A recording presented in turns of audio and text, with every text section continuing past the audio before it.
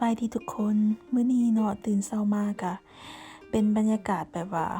ฝนตกแล้วก็มีสโนว์แหน่น้อยหนึ่งมื้อนี้ก็เป็นมื้อที่4ที่ข่อยลาพักเวียกเนาะสำหรับข่อยแล้วข่อยได้ตัดสินใจลาพักเวียกประมาณ2อาทิตย์ก่อนที่มิลินจะออกมาเบิ่งโลกที่จริงแล้วเนาะข่อยก็บ่ได้เมื่อยหลายแล้วก็ยังสามารถเฮ็ดเวียกได้อยู่แต่ตัดสินใจพักเวียกเพราะอยากมีเวลาให้ตัวเองหลายขึ้นโดยเฉพาะยามเช้าบ่ต้องจำเป็นต้องตื่นเช้าหลายอยากมีเวลาก็เก็บอาหารแล้วก็กินอาหารที่มีประโยชน์ให้แก่ตัวเอง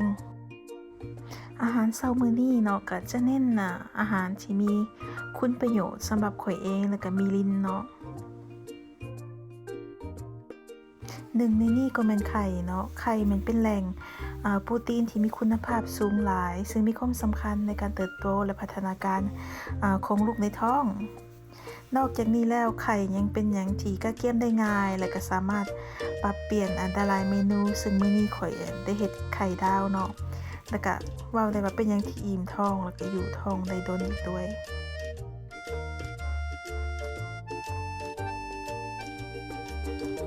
ต่อมาเนาะก็แม่นอะโวคาโดนี่ถือว่ามีคุณประโยชน์หลายๆอย่าง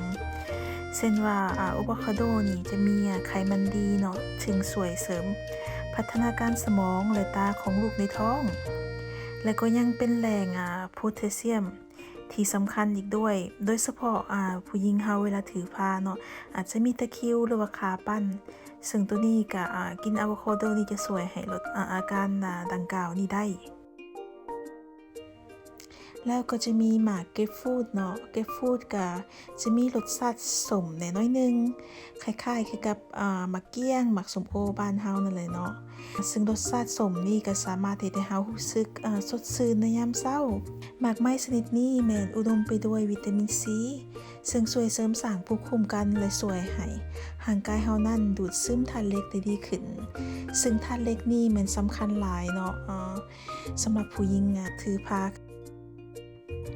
ข่อยจะเคี่ยมอาหาร2ที่เนาะสำหรับข่อยเองแล้วก็พ่อมิลินนำตอนเช้ามื้อนี้แม่นพ่อมิลินเราจะเป็นคนซักเครื่องสำหรับพวกเฮา2คนแล้วในการเฮ็ดเวียกเรือนนั้นเหมือนพวกเฮาจะเฮ็ดช่วยกันหรือว่าแบ่งกันเนาะแล้วแต่ละมื้อในช่วงนี้เราก็บ่ได้คาดหวังกับข่อยหลายเนาะเพราะข่อยถือผ้าส่วนหลายแล้วก็ข่อยก็เฮ็ดส่ำข่อยเฮ็ดได้แม่นเวียกส่วนหลายแม่นสิเป็นเราเฮ็ดหมดฉะนั้นการเฮ็ดมื้ออาหารมื้อนี้ก็เป็นสิ่งน้อยๆที่ข่อยจะเฮ็ดให้เราได้ต่อมาเนาะก็แม่นการกักเก็บเครื่องดื่มสำหรับข่อยแล้วแม่นเป็นคนที่มักกินกาแฟหลายเนาะโดยเฉพาะยามเช้าเวลาไปเฮ็ดเวียกนี่ต้องได้กินกาแฟทุกเช้าและบ่ว่าก็จะเป็นกาแฟเย็นหรือกาแฟร้อนในระยะถือฟ้านี่ข่อยก็ต้องได้ลดปริมาณคาเฟอีนลงเนาะซึ่งกาแฟที่ข่อยกินก็เป็นกาแฟที่บ่มีคาเฟอีนเลยก็ว่าได้นะเป็นคาเฟอีนฟรีพอในระยะถือฟ้านี่เนาะข่อยก็ได้รู้ว่ากาเฟอีนที่ผู้หญิงถือฟ้าเฮากินได้นี่มีเพียงแต่200มิลลิกรัมต่อมื้อเท่านั้นเฮาบ่สามารถกินกาแฟเนาะหรือคาเฟอีนหลายเพราะคาเฟอีนนี่สามารถส่งถึงลูกน้อยที่อยู่ในท้องได้และระบบลูกน้อยเหมือนพวกเขาแม่นยังบ่สามารถจะจัดการกับธาตุนี้ได้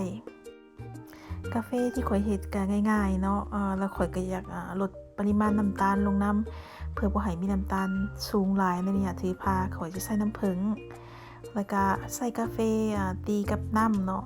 ส่วนนมนี่ข่อยจะใส่นมเป็นนมถั่วเหลืองเพราะนมถั่วเหลืองนี่มีแคลอรี่สูงแล้วก็มีโปรตีนสูงอีกด้วยซึ่งคิดว่าดีกว่านมประเภทอื่นมื้อนี้เนาะข่อยก็อยากกินกาแฟเย็นเพื่อให้มีความสดชื่นหน่อยนึงก็เลยว่าสุดท้ายก็เติมน้ำก้อนใส่กับกาแฟที่เฮ็ดมาแล้ว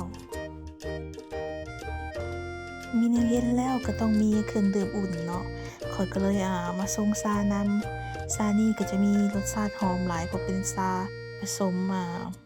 เป็นหมักไหม้เนาะเขตร้อนเนาะก็เฮ็ดให้ดื่มแล้วก็อุ่นแล้วก็มีรสชาติที่หอมหวานในยามเช้าในช่วงพักเวียก2อาทิตย์ก่อนที่จะฮอดมื้อคลอดนี่เนาะข่อยก็จะพยายามบ่คิดว่าเป็นการรอท่าหรือว่านับถอยหลังในการเกิดลูกเนาะข่อยจะพยายามคิดว่าช่วงนี้แม่นเป็นการเตรียมตัวพยายามใช้ เวลาในการพักผ่อนและกินอาหารที่ดีข่อยจะพยายามพักผ่อนเท่าที่จะเฮ็ดได้แล้วก็พยายามที่จะบ่เครียดหรือว่ากดดันกับเรื่องราวต่างๆเนาะเพราะว่าในการที่เฮาผ่อนคลายนั้นแม่นจะมีผลดีต่อกับเฮาเองที่เป็นแม่และก็เป็นลูกอีกด้วยถ้าหากว่าแม่นั่นเนาะมีความผ่อนคลายแล้วก็มีสุขภาพที่แข็งแรงแล้วก็มีจิตใจที่สงบก็จะช่วยให้เฮานั้นเกิดลูกง่ายและสามารถเฮ็ดให้เด็กนั้นพัฒนาแล้วก็มีสุขภาพที่แข็งแรงอีกด้วยรวมแล้วกับการที่เฮาผ่อนคลายนั่นก็มีผลดีทั้งแม่และลูกเนาะและสิ่งสำคัญอีกอย่างหนึ่งเนาะพ่อก็ต้องได้มีความเข้าใจและก็ช่วยเหลือในส่วนที่ถือพานี้